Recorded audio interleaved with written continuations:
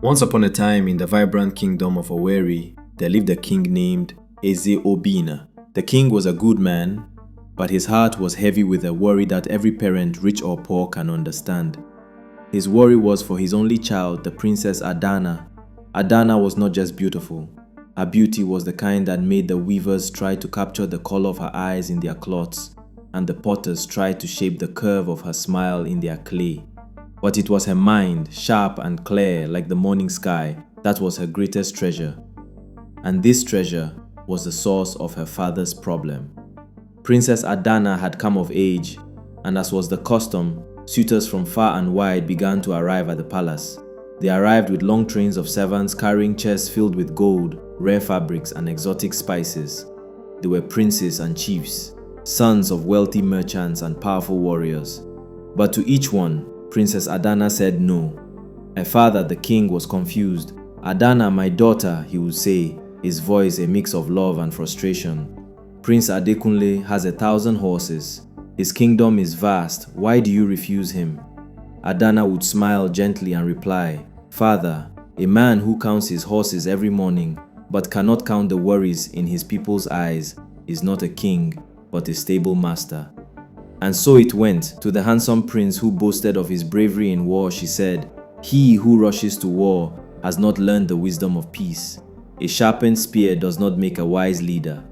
To the wealthy merchant's son who promised her a life of endless luxury, she simply replied, "A house full of gold can be an empty home." The elders of the kingdom started to murmur. "Is the princess proud?" they whispered in the market square. "Does she think no one is good enough for her?" The king's heart grew heavier with each passing day. He loved his daughter, but he also feared for the kingdom's future. He knew that a single tree, no matter how strong, cannot make a forest. The king, in a final attempt to persuade his daughter, decided to host a grand festival. He sent messengers to every corner of the land and even beyond, inviting every eligible nobleman to present himself before the princess. Surely, he thought, among so many she will find one to her liking. The day of the festival arrived. The palace grounds were a riot of color and sound. Drummers beat rhythms that made the very ground vibrate. Dancers spun and leaped, their bodies telling stories of ancient gods and heroes. And the suitors, they were a sight to behold. First came Prince Oladimeji from the north, draped in robes so heavy with gold embroidery that he could barely walk. He swaggered before Adana, a smug smile on his face. He did not speak of his kingdom or his plans for the future.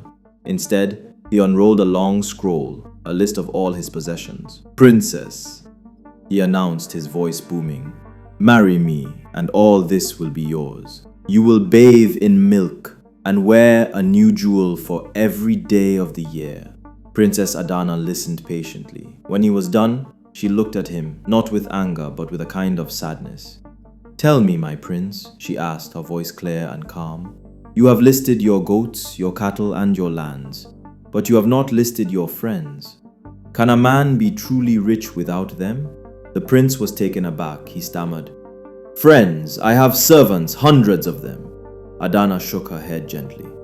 "A servant follows your command, but a friend walks by your side. You offer me things, Prince Oladimeji, but you do not offer me a life. I must decline." A wave of murmurs went through the crowd. Next was a warrior chief from the east, a giant of a man named Kweku. His chest was covered in scars, each one, he claimed, from a battle he had won. He did not bring gold. He brought his fearsome spear and shield. He thumped his chest. "Princess Adana, I will conquer your enemies. No one will dare to threaten our kingdom. I will build you a palace on the bones of those who oppose me." The crowd cheered, impressed by his strength. But Adana was not. She looked at his hands that had only known how to fight, and asked, "Chief Kweku, your hands are skilled in holding a spear, and for that we are grateful. But can they hold a baby with gentleness? Can they comfort a child who has woken from a bad dream? A kingdom is not just protected with spears, but also with compassion." Kweku looked down at his calloused hands as if seeing them for the first time. He had no answer. He bowed stiffly and walked away. One by one they came. A scholar who spoke in riddles she could easily untangle. A poet whose words were beautiful but empty of true feeling. A prince so handsome that he spent the entire time gazing at his own reflection in a polished shield. Adana refused them all, not with arrogance, but with a simple, unshakable wisdom. The proverb of the elders seemed to hang in the air. You cannot tell the depth of a river by looking at the surface. Adana was looking for depth, and all she found was shallow streams. As the sun began to set, casting long shadows across the palace grounds, the king sighed in defeat. The festival had been a failure. The crowd began to disperse, the disappointed suitors packing up their fine gifts. Just as the king was about to rise from his throne, a figure emerged from the edge of the crowd. He was a beggar. His clothes were patched and faded, the color of the dusty road he had walked on. He held no gift in his hands, only a simple wooden staff. His face was not handsome in the way the princes were, but his eyes. His eyes were calm and deep, and they seemed to hold a light of their own. A palace guard moved to push him away. "Out of the way, beggar! The festival is over!" "Wait!" Princess Adana's voice rang out, clear and firm.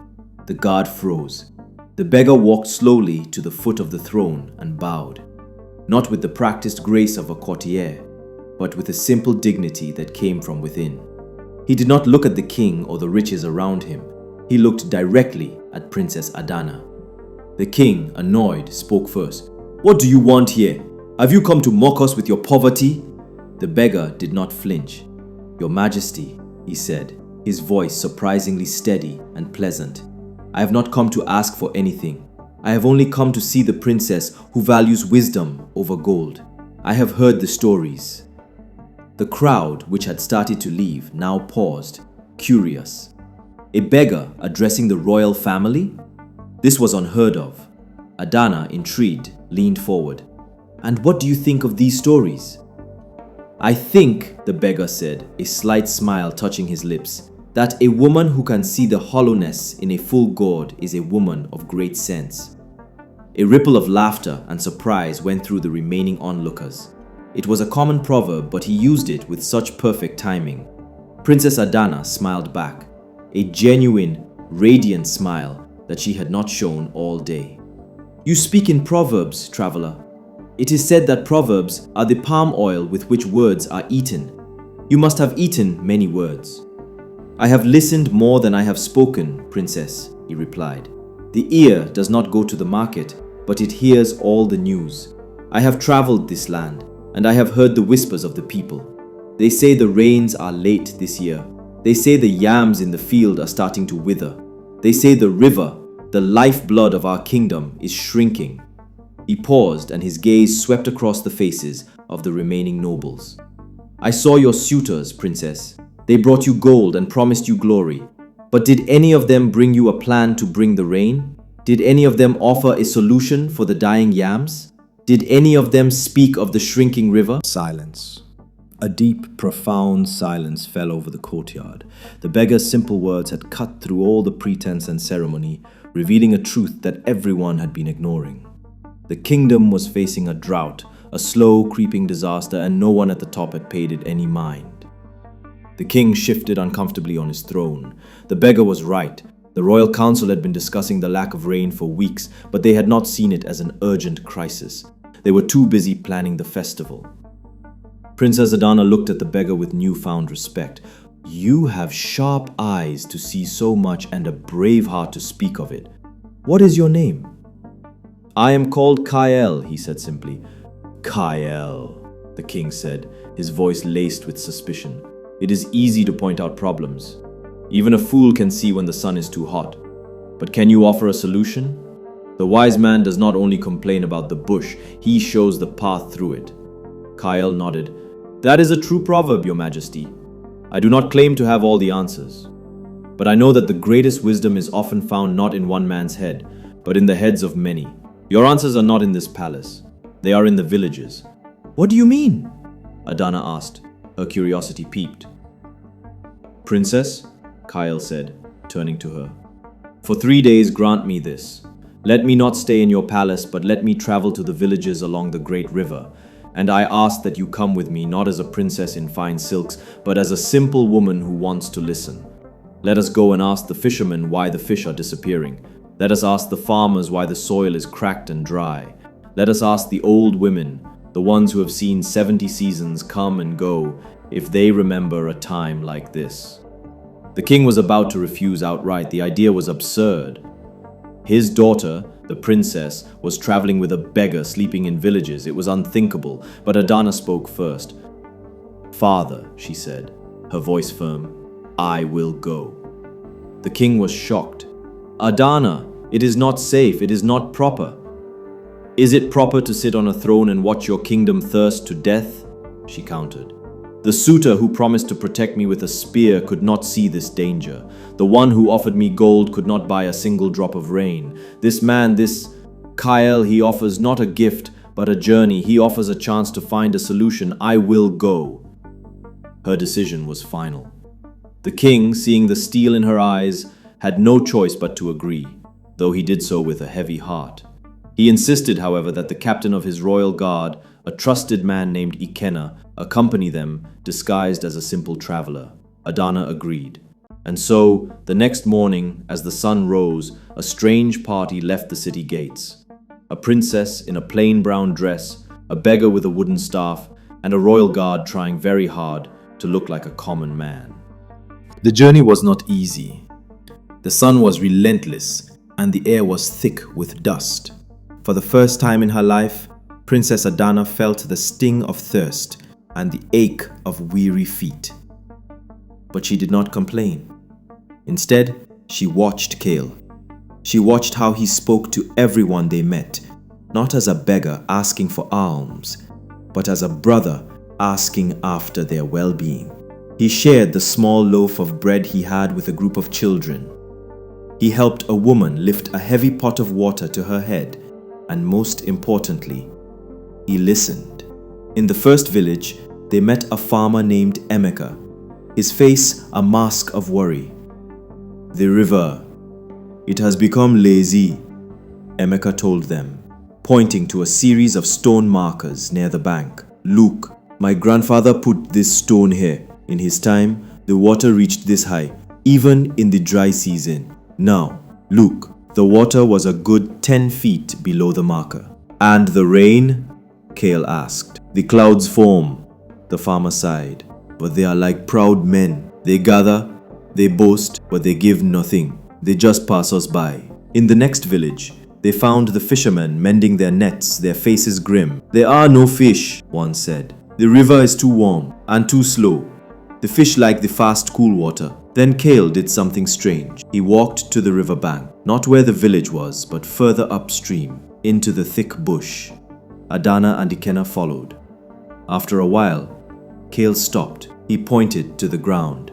Adana saw nothing but dirt and leaves. "Look closer, princess," Kale urged. She knelt down, and then she saw it. The ground was littered with the stumps of young trees, hundreds of them, freshly cut. "Who would do this?" she whispered. "Someone who wants to sell firewood in the city," Kale said, his voice grim. "Someone who does not understand that a tree is more than just wood. A tree is a promise. Its roots hold the soil together. Its leaves whisper to the clouds and invite the rain. When you cut down the forest, you are not just stealing wood. You are stealing the river's strength and the sky's generosity." They continued their journey, and the pattern became clear. All along the upper banks of the river, the forests were being cut down at an alarming rate by merchants who saw only profit, not the future.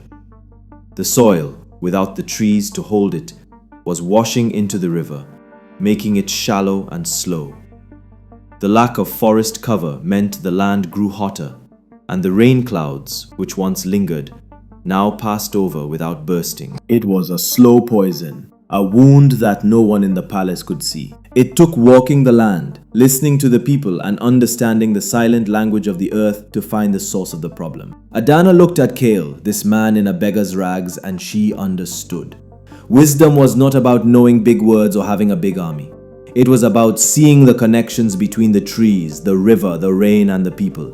It was about understanding that you cannot harm one without harming them all.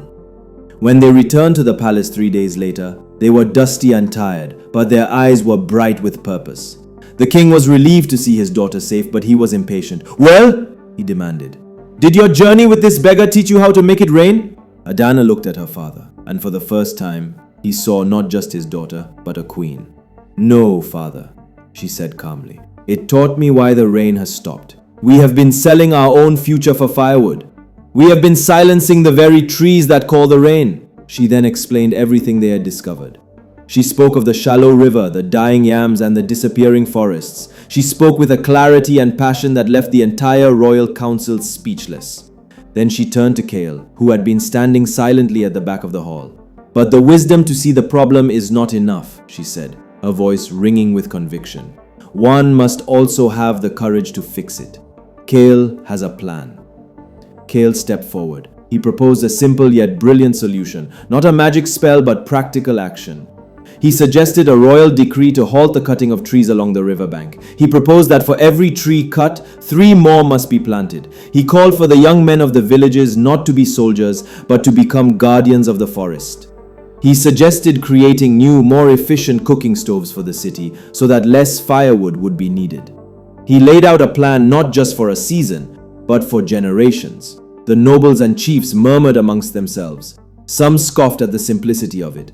But the king, looking at his daughter's shining eyes and hearing the undeniable truth in the beggar's words, finally understood.